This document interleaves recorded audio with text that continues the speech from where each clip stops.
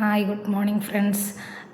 ഇന്ന് രാവിലെ എനിക്കും ഡ്യൂട്ടി ഉണ്ടായിരുന്നു. മിന്നുവിനും സ്കൂളിൽ പോകുന്ന ദിവസമായിരുന്നേ. അങ്ങനെ മിന്നുവിന് സ്കൂളിലേക്ക് വിടാനുള്ള തിരക്കിലൊക്കെ ആയിരുന്നു രാവിലത്തെ ടൈം. അപ്പോൾ ഇത് ഞങ്ങളുടെ കൊത്തുന്ന കോഴിയാണ്. ഈ കോഴികളെ രണ്ടെണ്ണത്തിന് അഴിച്ച് വിട്ട് കഴിഞ്ഞാൽ ഞങ്ങൾക്ക് വീടിൻ്റെ മുറ്റത്തേക്ക് ഇറങ്ങാൻ പറ്റില്ല.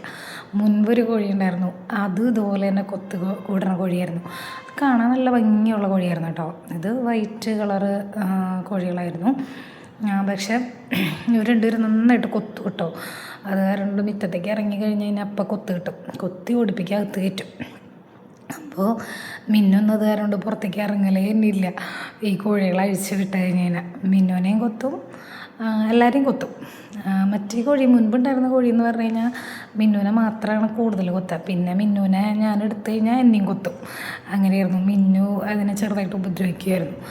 പക്ഷെ അതൊക്കെ പോയിട്ടാവും. ഇപ്പോൾ ഇത് പുതിയ കോഴികളായിരുന്നു. ഈ രണ്ടെണ്ണം ഉള്ളു. ഇപ്പോൾ അത് രണ്ടും നല്ല കൊത്താം.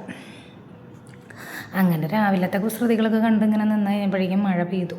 അപ്പോൾ നല്ല മഴ, രാവിലെ നല്ല മഴയായിരുന്നു. അപ്പം മിന്നുവിന് സ്കൂളിൽ പോകാനായിട്ട് എഴുന്നേൽപ്പിക്കാനൊക്കെ ചെന്നപ്പോൾ ഭയങ്കര മടിയായിരുന്നു ഇന്ന് സ്കൂളിൽ പോകാനായിട്ട്. പിന്നെ ഞാൻ പോണ കാര്യം കൂടി പറഞ്ഞു കഴിഞ്ഞാൽ പിന്നെ അന്ന് പോകാനായിട്ട് ഭയങ്കര മടിയാണ്.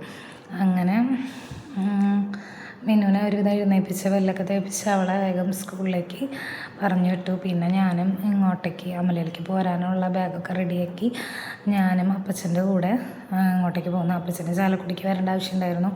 അപ്പോൾ ഞാനും അപ്പച്ചനും കൂടെ ഇങ്ങോട്ടേക്ക് പോകുന്നു. ചാലക്കുടി വരെ എന്നെ കൊണ്ടാക്കി കേട്ടോ. അപ്പോൾ ഞാൻ ചാലക്കുടിയിൽ നിന്ന് ബസ് കയറി അമലയിലേക്ക് പോകുന്നു. അങ്ങനെ ഞാനാണെങ്കിൽ കഴിഞ്ഞ പ്രാവശ്യം വീട്ടിലേക്ക് വന്നപ്പോൾ കുട കൊണ്ടുവന്നിട്ടുണ്ടായിരുന്നില്ല. എന്നിട്ട് ഞാൻ വേറെ കുട എടുത്ത് കയ്യിൽ പിടിച്ചു. കാരണം ഇടയ്ക്കിടയ്ക്ക് പെയ്യുന്ന മഴയാണല്ലോ, എപ്പോൾ വേണമെങ്കിലും പെയ്യാം, ഒരു സ്വിച്ച് ഇട്ട പോലെ പെയ്യും, നിൽക്കും. അങ്ങനെയാണ് ഞങ്ങളുടെ ഇപ്പോൾ ഇവിടെ മഴ പെയ്തുകൊണ്ടിരിക്കുന്നത്. ഞാനങ്ങനെ ഹോസ്റ്റലിലെത്തി ഡ്രസ് ചേഞ്ച് ചെയ്ത് യൂണിഫോം ഇട്ട് നേരെ പഞ്ച് ചെയ്യാനായിട്ട് അമലയിലേക്ക് പോയി. അങ്ങനെ